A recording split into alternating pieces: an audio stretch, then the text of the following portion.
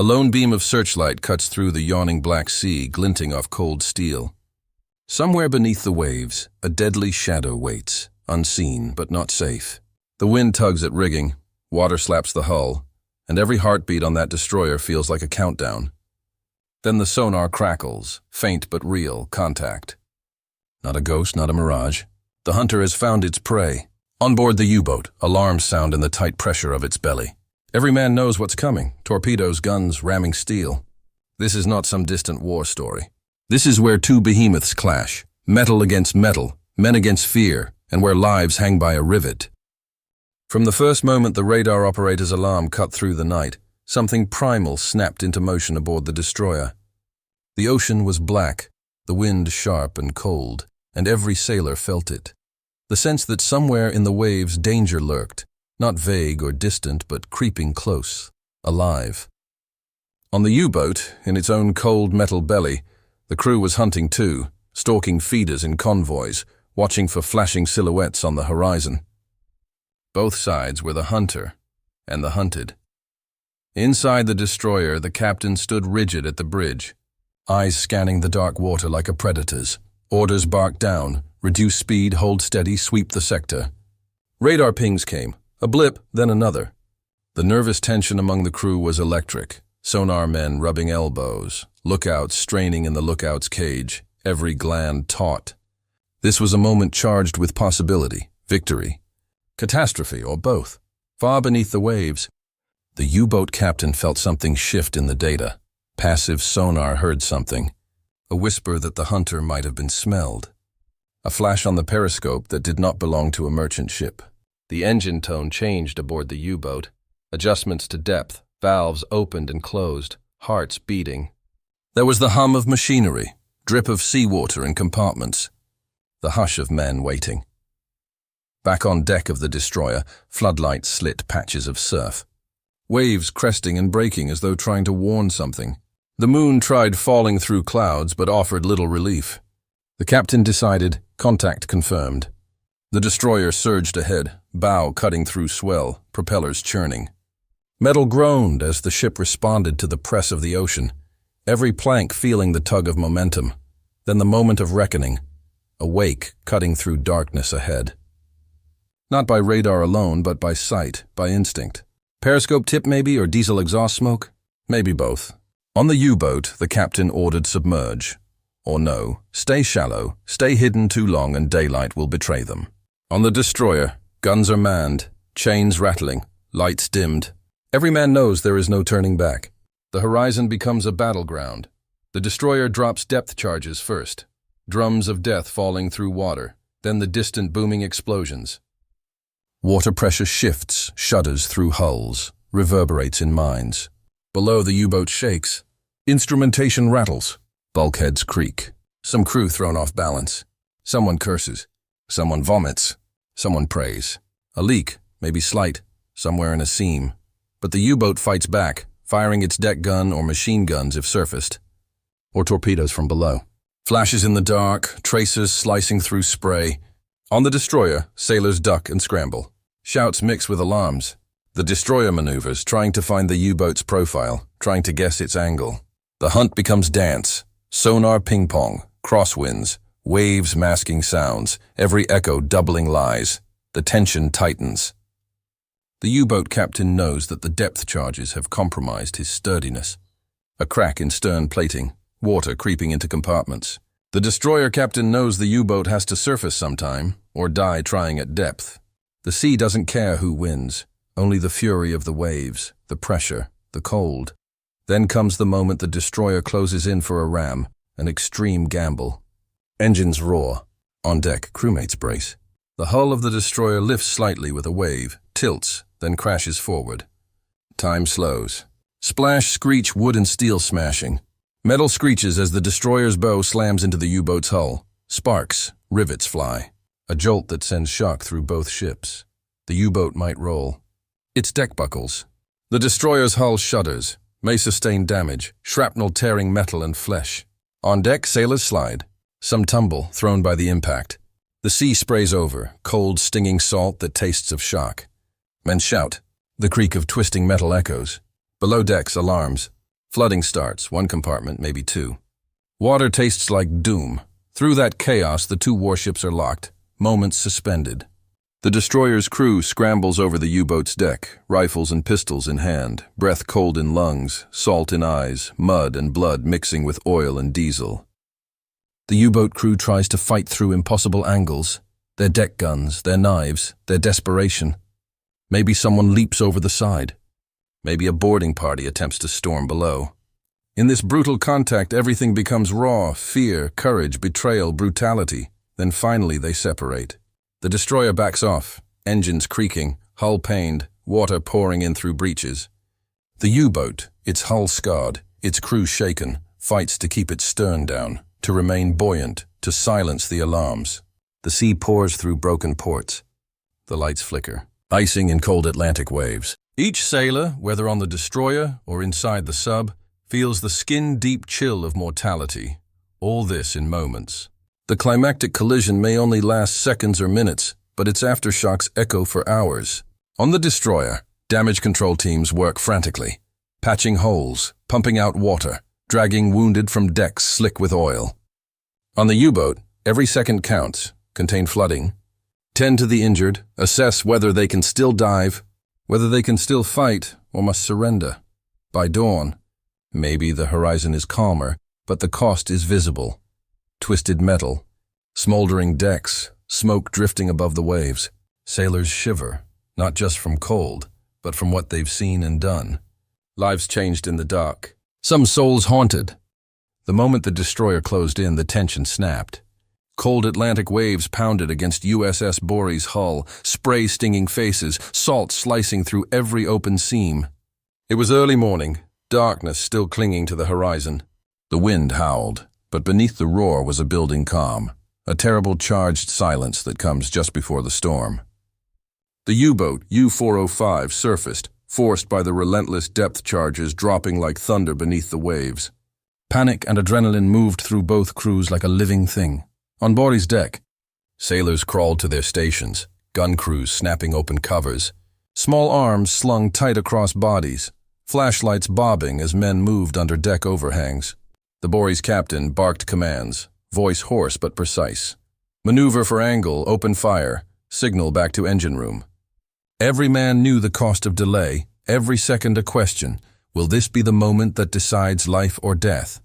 U-405's decks were chaos and calculation. German sailors scrambled to man deck guns, weapons trained toward the destroyer's silhouette, voices shouting, molded by fear and training. Some bolted across slippery steel, others stayed behind hatches, peering through slit ports, trying to assess damage, trying to decide, fight or try to slip under. The sub was bleeding. Shell hits, flashes in the dark, oil and diesel smoke wreathing its bow and conning tower. Water gurgled in damaged compartments below. Then Boreas' guns opened up. The muzzle flashes cracked like pistols in the night, greenish tracer rounds arcing across the decks. Shells slammed into the U-405's hull, tearing steel and splintering wood, sending showers of sparks into the dark. German rifles roared back, machine guns spat fire, but many were cut down before they could even pull the trigger. The destroyer pressed forward, cutting off avenues of escape, her bow rising over waves and plunging again, relentless. At last, the destroyer launched the ram. The captain gave the order. Sailors braced, gripping railings, knuckles white. The roar of engines rose, propellers churning, the destroyer lurching forward into the chaos. The wave that should have washed aside the U-boat instead lifted Boreas' bow, causing an imperfect strike. She didn't hit square but slid onto U-405's foredeck, locking them in a deadly embrace, steel biting steel. The destroyer was momentarily astride her prey, decks now a twisted tangle of metal, men and salt water. In that instant of contact, all else fell away. The roar of guns, the thunder of depth charges, the creaking hulls, the steel-to-steel grinding as Boreas' bow rode up, resting atop U-405's deck at an angle. Both crews were now forced into brutal proximity. Boreas' spotlight cut through the darkness, illuminating German sailors desperately trying to reach their flak guns or autocannons, to respond. But the rough seas tossed them, their footing lost, their weapons heavy and clumsy and hands shaking with cold. On Bori's side, the destroyer's men didn't wait. Small arms, rifles, pistols, even shotguns came into play. Thompson submachine guns rat-a-tat-tatted, hammers slamming. Shell casings flew underfoot, splintered steel turned into improvised clubs or shields. One sailor grabbed a flare pistol, fired into a hatch, sending a blast of red light and scream. Another hurled a kitchen pot, another a shell casing, all fueled by raw panic and an instinct to survive. The Germans fought back, clawing handrails, firing whatever they could, but many never even got to the decks above. Underfoot, water lapped. The waves flung salt onto faces, soaked clothing heavy. In the sunken hours, cold gnawed at limbs, numbed fingers, made triggers slip. Each breath came with a spray of froth, each shout cut short by crashing waves or steel splitting. Above them, Bori's guns kept pounding. The German deck gun, an 80mm piece that might have turned the tide if manned, was knocked out. Flak 38 autocannons were silenced by precise fire before crews could reach them. German sailors tried emergent manning positions, sprinting across decks, but each attempt caught by Bori's spotlight or met with deadly return fire. The deck became a burning stage, smoke, flame, the stink of cordite, of oil and blood. Then the two ships separated as Bori, her bow still damaged, forced back by U-405 trying to turn. The U-boat lurched, stern tubes angled, torpedoes may be launching. Bori responded with more gunfire, with depth charges threatening to hammer the water around the sub. The two vessels danced apart and back together in the heaving sea, locked by fate and steel, each move met by a counter-move. Amid all this, individual moments cut sharper than the steel. A German sailor wounded crawled toward a life raft. A Bori officer yelled ceasefire. Some heard, some didn't. A plea for surrender was raised, but lost in the roar of guns. Someone's hand was blown off. Someone's face was illuminated by flame, a silhouette against oil slick and water. The very smell of salt and burning metal filled lungs. For a brief second, the seas themselves seemed to pause, holding the clash in balance. Then U-405, badly damaged, hull scraped, pressure hoses burst, flooding in. Conning tower shattered, ordered scuttling charges set. The destroyer battered itself, holds on, engine rooms flooded, fuel contaminated, steering compromised. Bori's crew fights not just the enemy but the sea, the cold structural damage. They patch what they can, aim for operational. But every bolt, every plate cracked, every floodgate leaking becomes another danger. The final moments draw in. German sailors abandon ship. Rafts flung overboard, some wounded, some trying desperately to climb away. Bori's men strive to rescue survivors, while knowing their own ship might not live the night. The light of dawn will bring more enemies. Waves, cold. Exposure, as U-405 sinks beneath the waves, its hull breaking the surface once, then sliding under. There is in that moment something like silence. The sea claims the battle, swallowing screams, dissolving shapes. On Bori, men stand posture stiff, eyes hollow, bodies trembling from adrenaline, cold, horror, relief. Damage assessment begins, but the cost is already etched into every man's face, every broken gun, every soaked deck. In that struggle, a story not just of steel and tactics, but of human fear and courage. Every bullet fired was a gamble. Every command given a choice between life and death. The destroyer boarded a sinking world. The U-boat fought below and above water, and both crews found themselves in moments that could not have been expected, that could only be survived by sheer will. The ocean seemed to recoil after the ram, as if nature itself was gasping. The destroyer, bow smashed, splintered, reeling from the impact, shuddered through the waves. But the U-boat, though hurt, was far from defeated. Somewhere beneath decks, water hissed, valves groaned, but the grip of life still held. In that still raw moment after collision, the U-boat captain made a choice: retaliate. A muffled rumble came up from below, the U-boat's engines, reversing, trying to force distance even as the forward compartments flooded. Metal groaned under pressure. The destroyer's crew, still catching their breath, thought the worst was over. But then came the counterattack. From a submerged torpedo tube, a shot was fired. A tube aflame, water cascading off its hull as the torpedo slid into black water, glowing faintly in phosphorescent spray. The destroyer's sonar men heard the telltale hiss of its passage, watched for the trail. Alarm bells shrieked. Up on deck, sailors scrambled. The destroyer shifted course, turning hard to port, flinging spray off her bow, trying to evade the unseen missile. Warnings shouted over the roar of engines. "Torpedo coming!" Someone yelled, voice cracking. The torpedo left a foaming trail, white like coagulated lightning, cutting through darkness towards the destroyer's side. Every man frozen, waiting for the blast. Then, explosion. A muffled thud, then a violent shudder. Steel plates buckled. Water burst into compartments. Hot steam or cold seawater, they couldn't tell. The deck heaved. Crew were thrown off their feet. Oil and diesel sprayed, mingled with salt water. The destroyer's side took a brutal blow. Some rails ripped away, wires severed. Screams. A sailor pinned under debris. Splinters jabbed like teeth. The smell of burning wiring, of shorted circuits, mixed with blood and fear. But the U-boat wasn't done. The deck gun, though damaged, still fired. Thunderous blasts, high arcs of shells trailing smoke. One shell slammed home against the destroyer's hull near the bridge. Shrapnel tore through railings and canvas, sending shards across the deck. A lookout who'd just climbed into the crow's nest was knocked off, tumbling into the dark. Others ducked, pinned, bleeding. The roar of gunfire and crack of splintered wood turned into a brutal symphony. Below decks in the U-boat, the men worked with grim determination. Flooding compartments were sealed off with hatches. Pumps worked furiously. Depth controls were adjusted. Less stable at shallow depth, but staying too deep meant giving the destroyer time to press charge after charge. The U-boat's captain knew it was a gamble. Stay, fight, try to surge under, or surface, despite the risk of being an open target. On the destroyer, flares were dropped to light the dark sea, blazing orbs floating in the sky, burning red, painting waves and spray in hellish light. The destroyer's gunners tried to find the silhouette of the U-boat's conning tower, the flash of its deck gun, anything to aim at. Smoke and steam clouded vision. Waves pounded. Every shell had to count. A second torpedo followed, either from another tube or a spare, pushed out in desperation. The destroyer twisted, trying to ram away, to angle itself to reduce exposure. Hull creaked.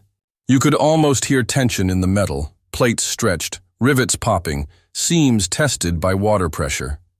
The sea, the cold, the pressure, all conspired. Water sprayed over the deck. Men's hands slipped on wet, oily surfaces. Eyes burned from salt and gunpowder smoke. Some vomited. Others steeled themselves. On the U-boat, damage control parties were shouting orders. One man shouted that the forward battery was compromised. Dangerous gases creeping in. Risk of explosion. Others strapped on gear, patched plating, jammed shut valves. They could smell diesel mixed with seawater. They could taste salt and fear, but also determination. Discipline in chaos. Then a moment where all motion seemed to pause. The U-boat, hurt, drifting, but alive. The destroyer, equally battered, recoiling, flames licking at exposed sections. In that lull, each captain weighed their next move. To dive deeper? To surface and risk being blasted by flak and gunfire? To try boarding? The ocean was the judge. The destroyer opted to press the offensive. Depth charges dropped in arcs, some detonating too deep, some too shallow. Each explosion undercut the water, sending shockwaves upward, boiling the sea. Underwater, windows whipped, bulkheads rattled. In the U-boat, men were thrown from bunks. In the destroyer, water threatened to flood lower decks. Power flickered. Pumps groaned. Amid the roar, personal moments flickered. A young sailor, face smeared with oil and blood, looked over the side at the gurgling sea where debris floated. Wood, metal, personal effects. A German crewman in the U-boat, crouched in darkness, soaked through holding a wrench, whispers in German, "Halt! Bitte!" Another on the destroyer praying silently, hand clutching a photo in pocket. The war reduced to flesh-bone heartbeat. Then the U-boat, knowing time was running out, attempted to slip beneath. Engines braced. The depth dial turned. Metal hissed as ballast tanks flooded. The destroyer tried to predict the dive, dropped more depth charges in patterns, trying to bracket the location. The sea bubbled, flared. Pressure mounted. At a certain depth, the U-boat's hull groaned ominously. Cracks threatened. Water seeped through seams. Lights flickered. The men heard the crushing weight of water pressing outside windows, bulkheads creaking, steel bending. The destroyer dropped charges in calculated zones, one after another, each explosion like the pounding of doom. Water roared into compartments. The U-boat lurched, tilting as it fought to stay steady. Suddenly, the sea erupted above. A close depth charge detonated, sending a column of water skyward, churning everything in its wake. The destroyer was awash with the blast's echo. Spray and foam cascaded over deck. On the U-boat, a breach. Water flooded a battery room. Electric arcs hissed. Smoke and fumes threatened the lungs. The crew struggled with gas masks, with shutting doors, sealing off compartments. The destroyer, though heavily damaged, saw the rise of debris. Parts, wood, oil from the U-boat. The silhouette of the submarine's conning tower briefly cutting the surface before slipping beneath. Gasoline slick on the water. Flaps of rubber, wood, bodies. Rescue boats tried to maneuver, but the destroyer itself was listing. The wind picked up. The sea, once waiting, now writhed, as the U-boat submerged deeper. Control weak, flooding uncontrolled. The destroyer made ready for boarding and rescue maneuvers, if the U-boat surfaced again, or if survivors came up. But the counterattack had bought precious seconds. The U-boat gave one last effort. Emergency ballast blow, a desperate lurch upward. The bow-breaking surface, gasping, wounded. Before sinking back beneath waves, on the destroyer, men were bleeding, shaken. The deck was littered with debris. The machinery groaned. Some wounded lay crying. The wounded were tended by medics. Others pulled survivors from water, pulling Germans out, saving lives despite betrayal and battle. The sea spat out bodies, sailors holding on to debris, drifting. In the aftermath of the counterattack, both sides were scarred.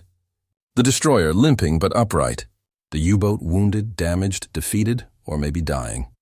The dark sea around them littered with evidence. Oil slicks, floating wood, a life jacket, torn uniforms. Above, the wind tore at canvas. Waves surged. The cold bit at exposed skin. Amid this wreck scene, every sailor wondered, would they live through the night? Would rescue come? Would their deeds be remembered or swallowed by history? The clash had escalated beyond metal and tactics, into human stories of courage, desperation, pain. And though the U-boat had struck back, the ship of steel returned the punishment. For some, this was the hardest fight yet. For others, the moment when they realized survival was not a guarantee, only a hope. The sea lay cold and unforgiving as dawn's gray light bled into the sky. For those still alive on the destroyer, every breath felt like a borrowed thing. Waves crashed over the decks, mingling salt water, oil, and the scent of fear. The ship listed slightly, water creeping into compartments, every footstep a reminder that equilibrium was gone. Bodies, some motionless, others fighting shock, littered the deck. Men who only minutes before had fought viciously now lay still, staring up at skies that seemed uninterested in war. Rescue was urgent. The destroyer's engines faltered. Propulsion unreliable, power flickering in panels. The captain, voice hoarse, ordered abandon ship readiness. Life jackets distributed, rafts prepared. Everywhere, hands trembling, salt cutting skin, men squeezed into survival gear, helping wounded, dragging them across slick metal. Some had no legs, some arms, many unable to walk. The cold bit through clothes into bones. The sea itself was a killer. German survivors from the U-boat floated close by, scraps of wreckage, pieces of conning tower, splintered metal. Some swam weak, others struggled in life rafts. Their faces were gaunt, eyes wide with shock. A few clung to planks, looking at their sunken sub as if stunned by silence. Between friend and enemy, the ocean showed no loyalty. Nearby, support ships, those assigned to rescue in the escort group, spotted flares or maybe signal fires. They threaded through waves, dark hulks against grey water, trying to avoid sending shockwaves that might break already fragile hulls. Boats dropped lines, threw life rings, lowered nets. Sailors leaned over rails, reaching, pulling survivors out of icy water. Arms stretched. Sometimes grip slipped. Sometimes they got them. One rescue boat reached a group of German sailors clinging to a torn raft. A wave slammed into the raft, flipping it. Survivors tumbled into sea. The rescuers plunged overboard, calling, grabbing hands. Pulled survivors aboard, wet and trembling, teeth chattering. Blankets passed. Coffee or tea, if available, poured into trembling hands. Back on the destroyer, medics and corpsmen moved among the wounded. They worked in dim light, morning half-light, oil lamps, portable lights cracked or failing. Bandages were pressed over wounds. Tourniquets applied. Hypothermia battled. Some men drifted in and out of consciousness, murmuring names of wives, mothers, children.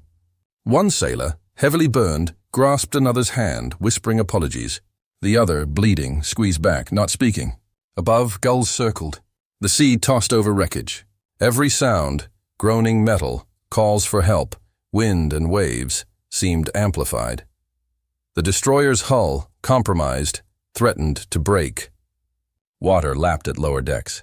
Bulkheads groaned. Engineers below decks fought with pumps, trying to keep compartments drained. Some doors jammed, others forced. In many cases, salt water damaged electrical systems. Lights went out, plunging corridors into blackness. Gas-charged lamps sputtered. The smell of burning insulation added to the acrid air. Every man felt exposed.